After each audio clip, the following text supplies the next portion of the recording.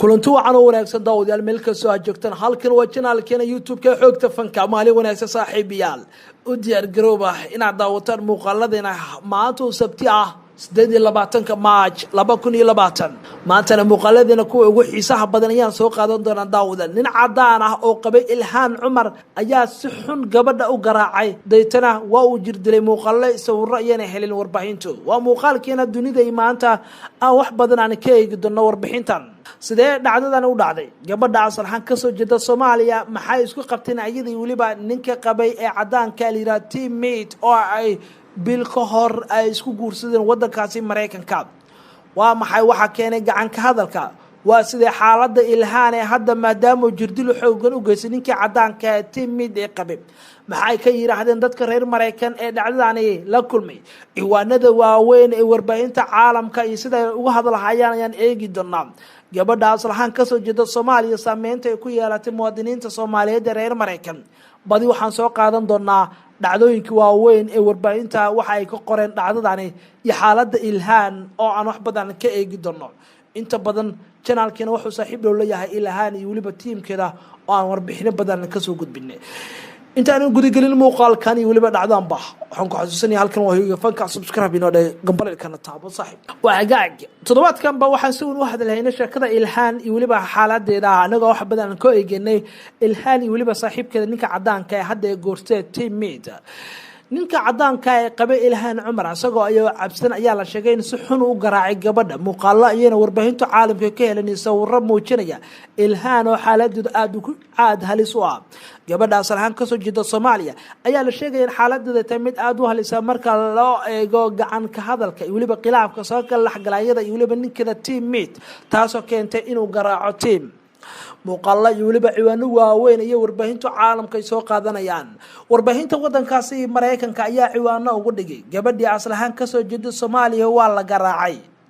qaarkood waxa ciwaan ugu dhigeen sanatarad kamid ah baarlamaanka Mareykanka oo la jirdilay qaarkoodna waxa ciwaan ugu dhigeen ninkii cadaanka ahaa oo ilhaan u gacan qaaday dhamaan waxay ahayn ciwaanada ugu waaweyn ee soo jiidashada leh warbaahinta Mareykanka ay wax badan ka qoreen arinta ilhaan haddaba waxaan si hoos u eegi doonaa maxaa dhacay ilaahay gaar ay waliba xubno kale halkaas ku sugan waxay noo sheegaan in ninka qabay ilhaan cumar asagoo cabsan oo soo cabay qamro darogeysan uu yimid xaafadda guriga waxaana la sheegay in si xun u garaacay gabadha ilhaan laakiin intuu garaaceen ka hor waxa la sheegay in isku maandhaafeen wax yar aan micno lahayn taasoo keentay in la garaaco ilhaan ayaa xilligaas ka timid shir gaar ay la leedahay xubno kamid ah xisbiga jamhuuriga iyadoo ay kamid tahay waxaana la sheegay shirka markay ka soo baxday kadib ay toos xaafadda u tagtay halka saaxiibkeeda teammate uu ku maqnaa banaanka ama uu jiray meel loo dalxiis tago maqaaxida waaweyn ku yaala Washington halkaas waxaa la sheegay inuu ka soo cabay qamri aad u badan taasoo keentay inay darogeysiiso ama caafimaadkiisa wax badan ka bedesho masaxan caafimaadkiisa markuu tagayo guriga wuxuu ahaa nin aad u cabsan wuxuuna iska badiyay qamrada taasoo keentay inuu xadku ka baxo waa isgaandhaafeen wayba murmeen asaga ilhaan waxayna keentay in ilhaan uu ku garaaco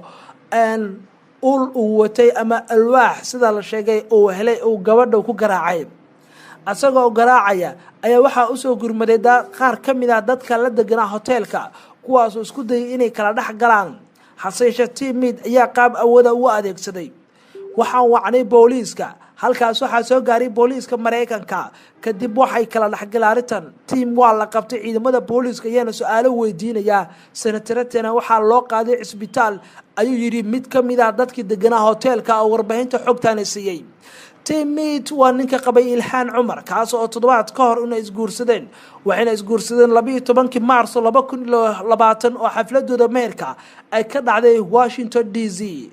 teammate waa nin ka soo jeeda wadankaasi Mareykanka sidoo kalena la shaqeeya hay'ado gaar ah waxaana u qaabilsanaa dhanka la talinta siyaasadda marka loo eego ilhaan laakiin hadda waxay ku midoobeen nolosha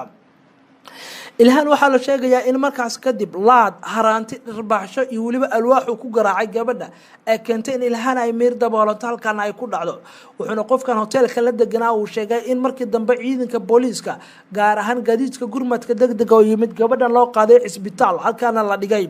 teammate waxa watay booliiska su'aalo ayayna weydiinayeen ayuu yiri qofkan waxuu sidoo kale inoo sheegay in xaaladda ilhaan hadda ay tahay mid aada u sareynaysa marka loo eego iyada oo ka yaabtay jirdilka xoogani u geystay warbaahinta badi ee Mareykanka ayaa si weyn maanta diiradda u saaraya dhacdadani ayaguna si weyn u soo hadal qaadanaya waxa qabsaday ilhaan cumar warbaahinta Fox News ee wadankaasi Mareykanka ayaa ku waramaysa in xaaladda ilhaan cumar hadda ay tahay mid ka sareynaysa marka loo eego xaaladda ilhaan ee gashay warbaahinta Fox News ee Mareykanka waxa ay sheegtay in ninka ilhaan qaba ay teammate ay booliisku ay la wareegeen su'aalo ay weydiinayaan sababta ku qasabtay laakiin badi waxa la soo xiganaya oo ila xogaal booliisku ay soo xiganayaan xogta ku saabsan in ninka ilhaan garaacay ee jirdilay xilliga uu daroogaysnaa uu iska soo badiyay qamrada taasoo keentay in gabadha asal ahaan ka soo jeeda Soomaaliya oo meed garaaco ama uu si xun u jirdilo laakiin booliiska ayaa weli su'aalo wada ma jirto wax wara ka soo baxay booliiska dhacdada ku saabsan ilhaan qudheeda weli ma aysan ka hadal falkan qabsaday laakiin warbaahinta Fox News iyo warbaahinada waaweyn ee wadanka Mareykanka ayaa si weyn u soo xiganaya xaaladan ilhaan cumar ayaa bartada Instagram ka soo dhigtay sawirayadii isageeda sanadkii waa 12 Abriil waa 12 Maarso ee bishan bilowgeedii markaas oo sheegtay inay ismehersadeen iyada iyo la taliyay dhanka siyaasadda ee teammate laakiin hadda sheegtay inay ku midoobeen nolosha teammate waa nin ka soo jeeda wadankaasi Mareykanka warbaahinta Fox News ayaa ku waramaysa in Mead uu yahay nin aad u adag si weyn u isticmaala waxyaabaha maanka dooriya bishii October sanadkii hore ayaa ilhaan cumar ay kala tageen saaxiibkeedii Axmed Xirsi kaasoo 3 caruur u dhalay Axmed Xirsi wuxuu ahaa nin ka soo jeeda asal ahaan Soomaaliya inkastoo dhalashada Mareykanka ku qaatay labaduba waxay laba muwaadin oo Soomaaliyeed laakiin sanadihii 2012 ay qaateen dhalashada wadankaasi Mareykanka waxaana ilhaan markii kala tageen kadib ay ismehersadeen teammate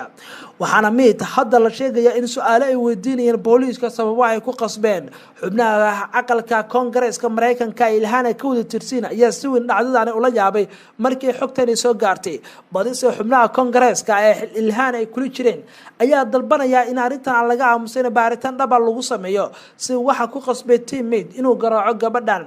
ilhaan cumar ayaa kamid ah xubnaha Congress-ka Mareykanka waxaana la sheegay in si weyn ay kaga soo horjeedo madaxweynaha Mareykanka Donald Trump hagaaga dawlad xogtan oo helay channel-kana YouTube-ka hadii ay wax ku soo kordhaan xaaladda ilhaan oo isbitaal ku yaala magaalada Washington la dhigay halkaas oo isbitaalka ay ku jirto gabadha Soomaaliya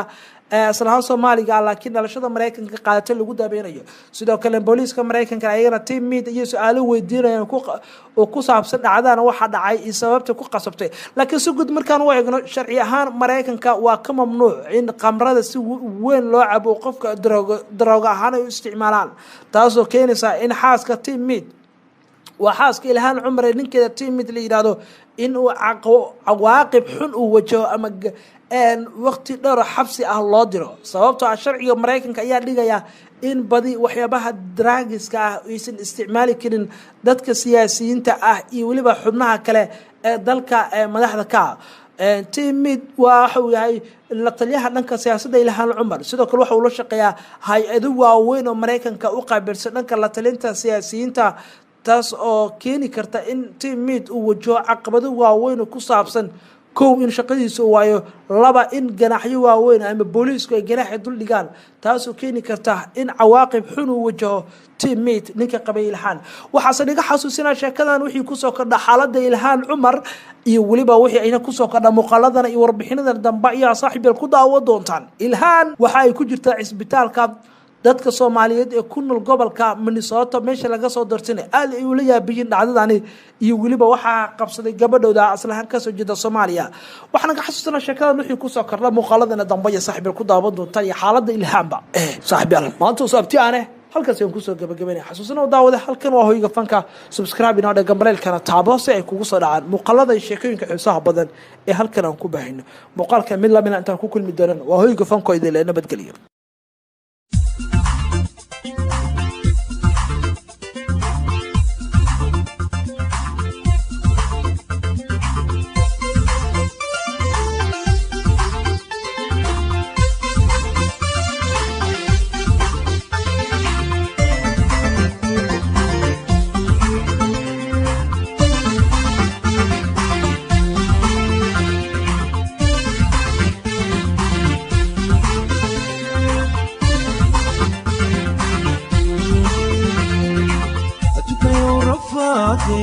ركن الشيطان